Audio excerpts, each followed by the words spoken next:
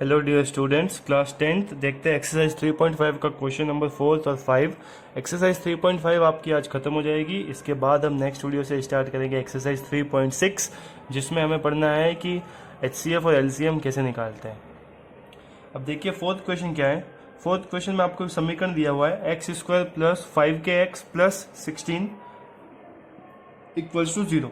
और इस इक्वेशन में आपको क्वेश्चन में आपको बोला गया है कि जो गिवन इक्वेशन है has no real roots then find the value of k।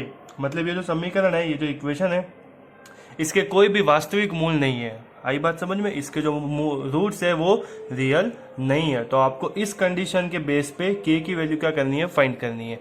तो आपको मैंने पढ़ाया है k की वैल्यू कैसे निकालेंगे इस कंडीशन पे। कंडीशन क्या है? नो रियल रूट्स, यानी कि कोई वास्तविक मूल नहीं है। तो ये कंडीशन कब आती है? जब d का मान क्या हो, नेगेटिव हो। नेगेटिव का मतलब 0 से क्या होना चाहिए, छोटा, क्योंकि 0 से छोटे सारे नंबर क्या होते हैं, माइनस में होते हैं। जैसे -1, -2, -3, -4। आई बात समझ में? तो 0 से छोटा कोई भी नंबर होगा तो वो क्या होगा, नेगेटिव। तो देखिए d का मान होगा 0 से छोटा। 0 की तरफ ये मुंह खुला है, मतलब 0 बड़ा है। d is less than 0। d का मान होता है b² - 4ac लेस देन 0। अब देखिए b का मान क्या है, x का कोफिशिएंट 5k - 4, a का मान है 1 वैल्यू, c की value 16 less than 0। 25k² - 64 less than 0। Minus का 64 उधर जाएगा तो प्लस का हो जाएगा। 25 मल्टीप्लाई में उधर जाएगा तो डिवाइड में आ जाएगा। अंडर रूट के बाहर जब संख्या आएगी, नंबर आएगा, तो 64 होगा 8 और 25 का हो जाएगा वर्गमूल, यानी कि √5। आंसर प्लस और माइनस दोनों में आएगा। अब देखिए यहाँ पे दो तरीके हैं, ध्यान देना यहाँ पे अच्छे से। आप क्या करो, इसको भाग दे दो। जैसे समझा रहा हूँ वैसे समझना। इसको आप भाग दे दीजिए, डिवाइड करो। तो 8 में 5 का डिवीजन दोगे कितने टाइम्स जाएगा, 1.6। मतलब जो k की वैल्यू है वो लेस देन होनी चाहिए ±1.6 से। आंसर तो यही आ रहा है। लेकिन हमेशा ध्यान रखना, जब भी प्लस माइनस में आंसर आए तो एक दो k के दो मान आएंगे। तो एक में तो निशान आएगा लेस देन का और एक में आएगा ग्रेटर देन का। मतलब अगर मान लीजिए एक में ऐसा निशान है तो दूसरे में ऐसा होगा। आई बात समझ में? अब देखो इसमें करना कैसे। पहले मैं लेता हूं, जैसे यहाँ पे 1.6 है, यहाँ पे भी हाँ ठीक है, या 1.6 है, यहाँ भी 1.6 ही आएगा।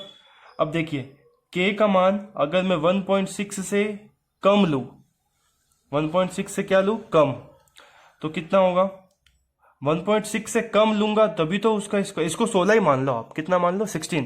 तो यहाँ से 16 लूंगा, 16 से कम लूंगा। इधर ये 1.6 है या इधर 16 है, तो इधर मैं 16 से कम लूंगा तभी तो उसका स्क्वायर इससे कम आएगा। आई बात समझ में? मतलब k का मान क्या है, 1.6 से तो क्या होना चाहिए, कम होना चाहिए। मतलब जो 8/5 प्लस का है उससे तो क्या होना चाहिए, कम। अब आप देखिए, अब मैं ले रहा हूं माइनस का 1.6। अब अगर मैं यहाँ पे माइनस का 1.6 ले, ये तो 1.6 है, और अगर मैं यहाँ पे माइनस के 1.6 से कम ले रहा हूं, तो माइनस में कम का मतलब क्या होता है, वो नंबर तो बढ़ता है लेकिन आगे साइन माइनस ही रहता है। तो माइनस से 1.6 से कम का मतलब क्या है, जैसे माइनस का 2, माइनस का 20, या फिर ये 16 है, माइनस का 16। जैसे मान लो माइनस का 20 ले लिया, माइनस का 22 ले लिया, तो उसका जब उसका स्क्वायर होगा तो आंसर तो प्लस में ही आएगा। वो तो इससे क्या होगा, ज्यादा आ जाएगा, क्योंकि इधर तो 16 है और इधर 22 हो जाएगा। आई बात समझ में? इसलिए हमें k की जो वैल्यू है वो -1.6 से तो ज्यादा लेनी है, ज्यादा, ठीक है, और 1.6 प्लस से क्या लेनी है, कम लेनी है। तो माइनस का 1.6 मतलब कितना, माइनस का 8/5। तो जो k की वैल्यू है वो माइनस के 8/5 से तो क्या है, बड़ी है, यानी कि ज्यादा है, और प्लस के 8/5 से क्या है, कम है। तो इन दोनों को हम एक ही समीकरण में लिख देते हैं ऐसे। k को रखा बीच में, इधर लिखा मैंने माइनस का 8/5। तो माइनस के 8/5 से तो k देखो क्या है, बड़ा है, क्योंकि k की साइड मुंह, ये इसका माउथ ओपन है। और प्लस के 8/5 से k क्या है, छोटा। तो आपको बस एक बात ध्यान रखनी है, जब भी प्लस माइनस दोनों आए इस कंडीशन में, तो एक तो इस ये वाले साइन की इक्वेशन बनेगी, एक ये वाले साइन की इक्वेशन बनेगी। जैसे मैंने आपको वो +-6 वाला इक्वेशन भी करवाया था, उसमें क्या था, ग्रेटर देन था। ग्रेटर देन था ना बच्चों, इसलिए क्या हुआ था कि माइनस वाले से तो छोटी होगी और प्लस वाले से क्या होगी, बड़ी। आई बात समझ में? उसमें वो कंसेप्ट था, लेकिन इसमें क्या है, लेस देन है। लेस देन है तो माइनस वाले से तो है बड़ी और प्लस वाले से क्या है, छोटी। आई बात समझ में? तो आंसर हो जाएगा k की वैल्यू -8/5 से बड़ी और प्लस के 8/5 से छोटी। फिफ्थ क्वेश्चन देखिए। फिफ्थ क्वेश्चन में आपको ये एक इक्वेशन दी गई है। इसके जो रूट्स है, जो मूल है, वो रियल एंड इक्वल है, यानी कि वास्तविक और समान है। तो आपको सिद्ध करना है कि 2b equals to a plus C. तो किसी भी क्वाड्रेटिक इक्वेशन के यानी कि द्विघात समीकरण के जो मूल होते हैं वो वास्तविक एवं समान कब आते हैं? जब d जो विविक्तिकर होता है, डिस्क्रिमिनेंट होता है, उसकी वैल्यू कितनी होती है? 0। तो d की वैल्यू को हम पुट करेंगे 0 के इक्वल। d का फॉर्मूला क्या होता है? b square minus 4ac। अब आप बोलेंगे कि सर आपने यहाँ पे कैपिटल में क्यों लिखा?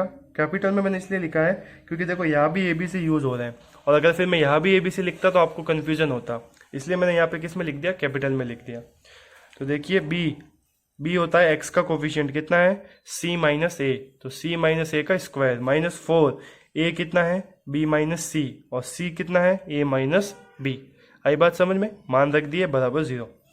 अब ये देखिए x माइनस वाई का होल स्क्वायर, तो x square plus Y square minus 2xy, c square a square minus 2ac minus 4 as it is. पहले इन दोनों कोष्टक वाले पदों को गुणा कर लेते हैं, ब्रैकेट वाले टर्म्स को। a into B A B minus b into B square, a into C minus A C minus into minus plus b into C B C equals में 0। c square plus a square minus 2ac। अब 4 का अंदर गुणा करते हैं, minus plus minus का 4ab plus का 4b square plus का 4ac और माइनस का 4bc इक्वल्स टू 0। ये देखिए आप, माइनस का 2ac है और प्लस का 4ac है, तो 4ac में से 2ac माइनस हो जाएंगे तो कितने बचेंगे? 2ac।